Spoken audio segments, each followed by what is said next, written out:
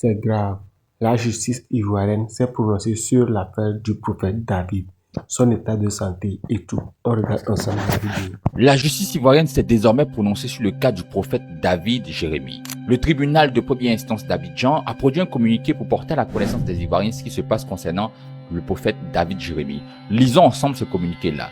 Il y a des choses à clarifier et qui ne sont pas également clarifiées dans ce communiqué dont on va parler tout à l'heure dans la vidéo. Mais lisons ensemble. Communiqué du procureur de la République, près le tribunal de première instance d'Abidjan. Le lundi 10 août 2026, le nommé Nguessan Kofi Aimé, alias prophète David Jérémie, a été interpellé dans le cadre d'une enquête ouverte à la préfecture de police d'Abidjan.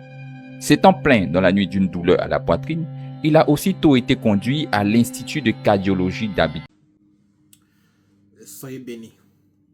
Aujourd'hui, je vais faire un commentaire sur l'enlèvement brutal d'un homme de Dieu, le pasteur David Jérémie, qui a été brutalement kidnappé, enlevé dans la nuit du 10 par le régime Alassane Ouattara. Mais d'abord, je veux glorifier le nom de l'Éternel, lui dire merci pour sa protection divine et pour son amour, pour son Saint-Esprit qui nous accompagne tous les jours. Vous savez, j'ai une amie aux États-Unis, ivoirienne d'origine et naturalisée américaine, qui m'a plusieurs fois dit depuis les années 2020, 2018, mon cher David, il faut quitter dans les affaires de la Côte d'Ivoire. Il faut quitter dans ce pays où tout espoir est perdu. Il faut quitter dans ce pays sans loi. Il faut quitter dans ce pays perdu. Mais aidez-moi à répondre à cette question. Est-ce que un homme de Dieu qui connaît la différence entre le bien et le mal peut-il fermer les yeux sur les injustices sociales en Côte d'Ivoire? Est-ce que un homme politique, président de parti, peut-il ignorer les injustices sociales, les inégalités, les enlèvements, les assassinats, les corruptions, les détournements? Peut-il ignorer tout ça et puis vivre paisiblement aux États-Unis?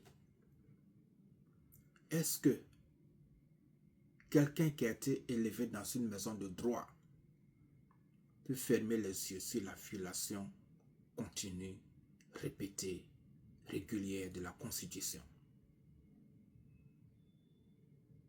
Et je vais expliquer quelque chose aux Ivoiriens. D'abord, depuis quand j'ai fait ma première apparition politique, c'était en 2018,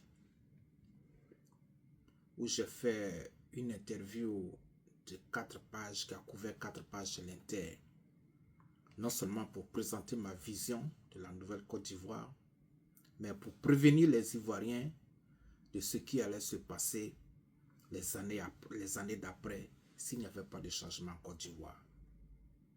Dans la même interview, dans la même déclaration,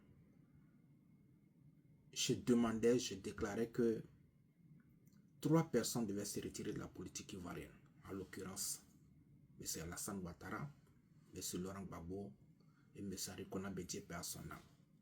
Je disais que si ces 3 ne se retirent pas de la politique, il n'y aura pas la paix en Côte d'Ivoire. Et j'ai prévenu aussi que ce qui allait venir allait partir de mal en pis. Et c'est à ce à quoi nous assistons aujourd'hui. Et ce que je vais expliquer aux Ivoiriens qu'ils savent sans doute. Et vous savez, est-ce que vous savez qu'aujourd'hui, un pays il est dirigé non seulement de l'intérieur, mais de l'extérieur. Et si par malchance, vous avez un leader qui n'est pas votre fils, un leader qui n'a pas l'amour du peuple, vous êtes vendus. Et c'est le cas en Côte d'Ivoire. Le chef de l'État, Alassane Ouattara, grâce aux immenses fortunes de la Côte d'Ivoire, dont les Ivoiriens ne profitent pas, a réussi à se faire des relations solides dans les organisations internationales, avec le pétrole, avec l'or, avec le diamant, avec le fer, avec tout ce que nous avons. Et quand il y a les guerres civiles, bien quand il y a les troubles, bien quand il y a les problèmes dans un pays, la population peut se soulever pour mettre fin aux tortures, à la dictature. Mais quand le leader a le soutien de l'Occident, bien des organisations internationales dont il a fermé la bouche avec l'argent et le pétrole, il s'en fout des soulèvements du peuple, il vous mate, il tue, il enlève, il assassine et puis ça ne va pas quelque part. Donc aujourd'hui en Côte d'Ivoire, en tout cas pour le moment, si le peuple ne réagit pas, c'est encourager la dictature et toutes les forfaitures. Mais malheureusement aussi, le peuple ne peut pas réagir parce que vous avez les encagoulés, on enlève les gens nuitamment et ça ne va pas quelque part. Donc la Côte d'Ivoire, son sort, comme le disent certains, c'est Dieu qui va la sortir de là. Et je vais revenir sur l'enlèvement qui a été fait dans la nuit du 10 du prophète, du pasteur David Jérémie. Nous n'allons pas nous taire. Nous ne pouvons pas rester silencieux. C'est inacceptable. Et chaque fois que le régime pose ce genre d'action, même si les élections sont passées, qu'ils pensent que nos actions ne peuvent pas l'effrayer, bien changer le cours de son mandat, mais nous allons mettre cela dans les records de la violation des droits de l'homme en Côte d'Ivoire qui continue. Et le moment va arriver où les organisations internationales vont dire trop, c'est trop. Parce qu'aujourd'hui, je ne veux pas que les Ivoiriens se découragent. Non, mon message n'est pas pour vous décourager. Mais vous rappeler l'importance de continuer à se battre. L'importance de continuer à soumettre aux organisations internationales les violations dont vous êtes victime. Et ce n'est pas le travail d'une seule personne. Nous avons suivi à la télévision, en plein culte, des corps habillés sont allés arrêter l'homme de Dieu sur le podium. Ça n'a jamais été vu nulle part. Pourtant, vous savez où il habite, vous savez où il travaille. Mais pendant le service, ça dit, vous voulez l'humilier, vous avez voulu l'humilier. Et non seulement vous avez voulu l'humilier, vous avez voulu humilier tous les chrétiens. C'est ce que ça veut dire au fait. Est-ce que vous pouvez faire ça à une autre religion? Par exemple, la religion musulmane. Vous allez partir dans la mosquée, pendant que l'imam est en train de prêter, vous allez l'arrêter. On a vu ça nulle part ailleurs. Et comme si ce n'était pas suffisant,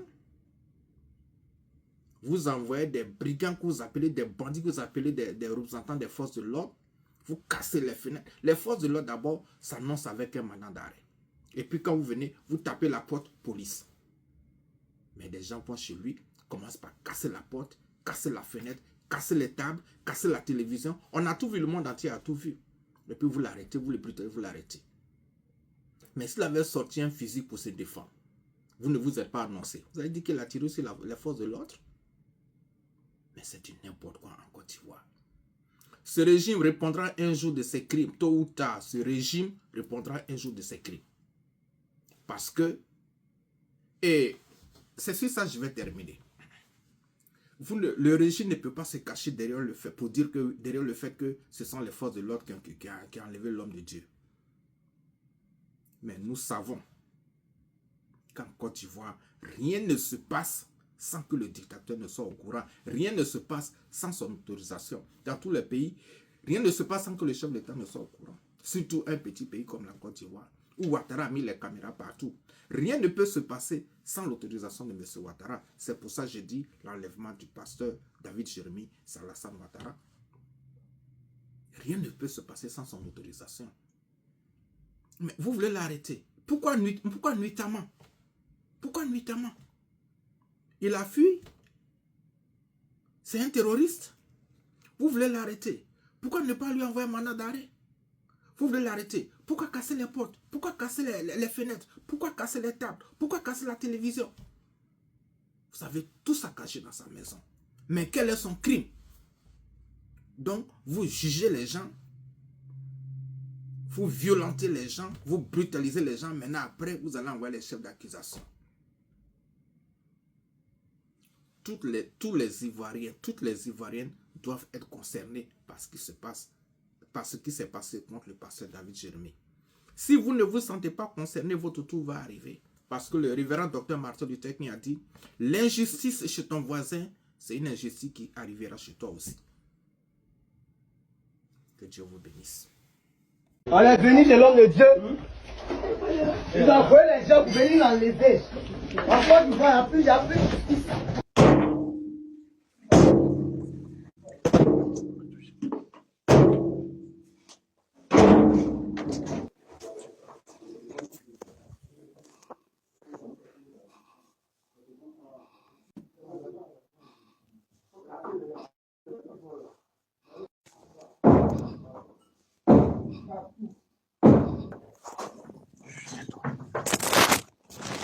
Non, il y a rien.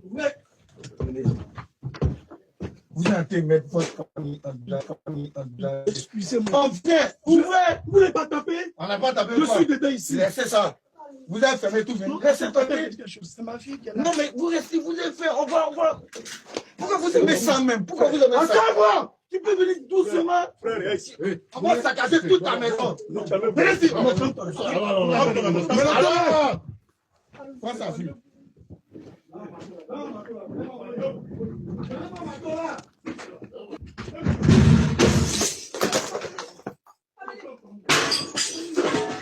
Bébé, fais dans ça. Il arrête de faire.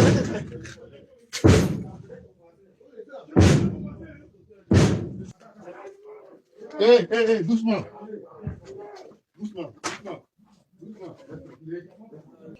Let's go. Allons, c'est rien, allons. C'est bon? Allons, ouais, colis sécurisé, hein.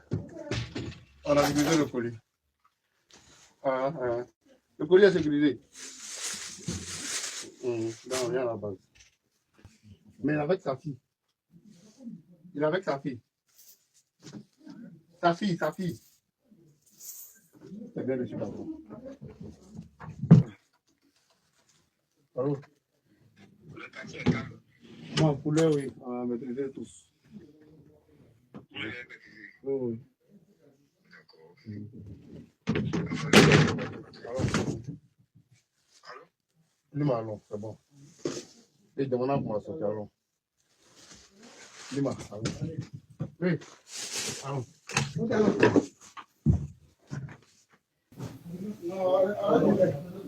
C'est ça, si on veut faire que le champ, mieux qu'on peut la journée. Rien ne fait. C'est déjà ma problème. C'est de prendre les chemins. Non. Oui, il va pas dire.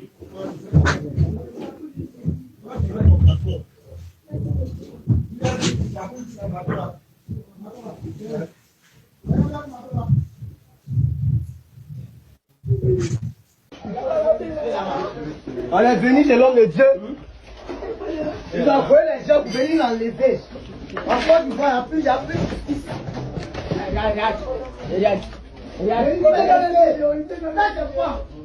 Ils ont cassé la télé de mon père spirituel.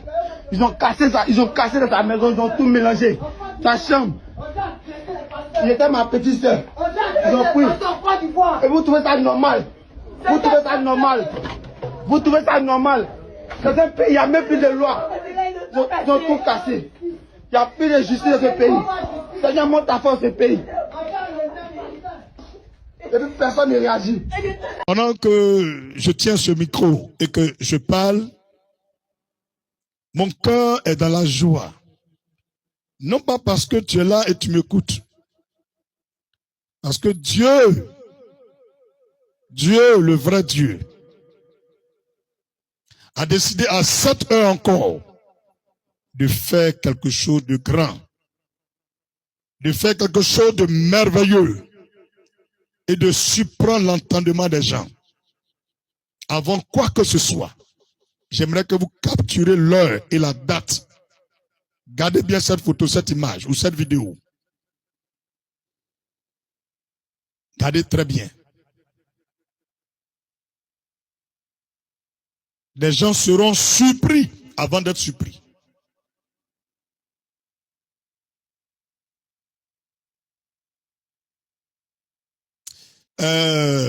On était... C'était quel jour? Aujourd'hui, vendredi. Mercredi. C'est mercredi. Ce que je viens vous donner comme message là, c'est depuis mercredi le Seigneur m'a donné. Mais dit au Seigneur, c'est pas la peine. Quand je vais aller prêcher dimanche, je vais partager ce message avec ton peuple. Mais le Seigneur me dit non. Il dit, Père, tu sais, notre pays actuellement, il y a la fête, les gens vont célébrer l'indépendance, tout. Ils vont penser que je cherche quelque chose. Il dit, mon fils, va prêcher. Il dit, ah, message. C'est quel message? Il a écrit là, voilà ça. Il est devant moi ici. Il dit, va leur dire. Il dit, bon. Dimanche, en fait, j'ai négocié pour dimanche, quoi. Je vais aller en parler en même temps. Il dit non. On avait dit jeudi. Jeudi, vers 2h du matin. Ah, en tout cas, il y a eu chaud. J'ai eu chaud, hein? Il y a eu chaud. Il dit, tu dis pas. Il dit, ah, mais il y a déjà écrit ce que tu m'as dit, je vais leur dire ça le dimanche. Il dit, non, ça c'est pas pour dimanche. Il faut partir leur dire. Donc j'étais là le matin, je tourne sur moi-même. J'ai allumé un peu la télé. Il vous assure, hein, il dit éteins la télé. Tu n'as pas besoin de regarder la télé. Tu sais les choses avant les gens. Il ne faut pas regarder ça là. Il dit aïe. Il dit il ne faut pas regarder aussi. Il faut éteindre. Il a éteint. J'ai pris mon téléphone, je suis parti sur YouTube pour voir les infos là-bas selon l'actualité un peu. Pour voir 2-3 choses. Il me dit depuis quand tu fais ça, il faut quitter là-bas. Bon, je suis rentré dans l'application Bible. J'ai pris ma Bible, commencé à lire. Il n'a rien dit. Elle est finie, je suis sorti de là. Je suis allé vers ma fille, elle dormait. Je lui ai fait un petit câlin. Bizarrement, elle s'est levée. Donc, ça m'a parti un peu en mission quelque part. Donc, m'occuper un peu d'elle. Après, il me dit, sois pas distrait. Il t'a confié quelque chose. Il faut pas te parler. Il dit, ah, viens. Donc, c'est compliqué, hein. On est déjà vendredi, jeudi jusqu'à vendredi. Vendredi encore là, tu t'es sur moi qu'on va laisser. Dimanche, je vais parler aux gens. Il dit non, il ne veut pas. Il dit il ne veut pas. Il a pris mon téléphone. Il a appelé Jacques Lolo. Il dit Jacques Lolo. Maintenant, nous disons aussi, hein, Soumatoulaye, Damatoulaye. Vas-y, donne-moi une minute. Vas-y, c'est qui? Vas-y. Et voilà. Le gars là, si tu as cassé, il t'a dit il y a 200 € pour toi, pour boire bien. Non, il n'est pas Dieu, mais moi, il veut faire. Pourquoi c'est Dieu là? Faut casser sa gueule. Voilà. Mais il l'appelle, il ne jamais mon appel où? Bâtard. Il ne peut pas décrocher, c'est pas garçon. Il n'y a pas plus lâche que lui. Il appelle et puis il écrit. Il appelle, il dit, ben, décroche mon appel, il ne répond pas. Il y a lâche que lui. Il n'y a pas plus lâche que lui. Un lâche, il ne peut rien créer. C'est crier si les femmes. Bah, oui, là où il y a les femmes regroupées, tu ne vas jamais aller le voir où il y a les hommes. Où on dit les hommes sont entre eux là. Tu ne vas jamais voir lui là-bas. Lui, là, C'est où il y a femme là. s'il était au pays, là, lui, là, il est grandi au village, il est devenu griot. Voilà. Je te jure. En tout cas, soutiens-le, il t'a cassé sa gueule, là, il t'envoie ta bière. Est-ce Je qu'il te jure. a qu'à continuer là? Attends. Il y a déjà montré. Bijou. Bijou, regarde. Regarde ici. Attends, il ma caméra. Tu vas voir. Voilà. Il trouve ma caméra. Oh, attends, les Coca-Cola là, ils vont aussi aller mon live. Voilà. Regarde. Ça, c'est moi, il appelle. Hein. C'est moi, il appelle ici. Décroche mon appel maintenant. Tu dis non, je vais pas dans rendez-vous. Décroche mon appel. Petite pute. Petite pétard. Non, là, il m'a bloqué. Hein. Tu vois que c'est un seul bas, non? Comme il a accéléré. Comme il a accéléré appel, là, il m'a bloqué. Tu vois, il y a une seule barre. Après, il appelle, mais il ne sait pas qu'il m'a bloqué. Donc, il y a une seule barre. Après, il me débloque. Il m'écrit. Viens maintenant à Marseille. Il a appelé à 20h41. Voilà. Il n'a pas décroché sans réponse. À 21h44, 20h41, 21h44, une heure après.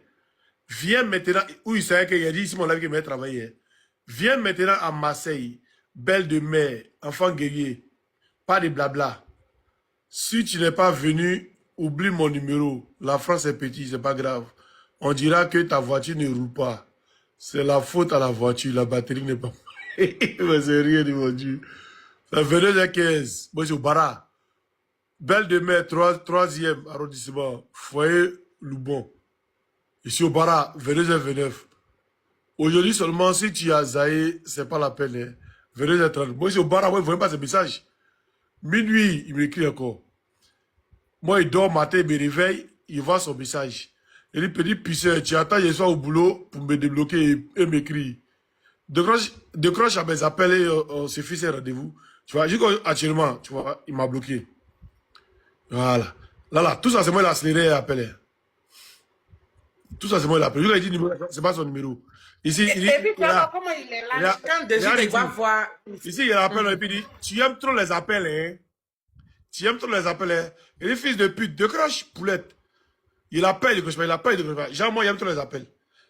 Et lui, là, il va jamais. Lui, là, il m'a vu faire 3 fois, il sait. On s'est assis, lui et moi, on a vu, on a meilleur truc, il sait.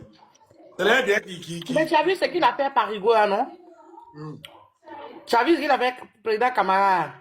Il avait quoi? Camara, il était dans son canapé, il lâchait en criant qu'il va frapper.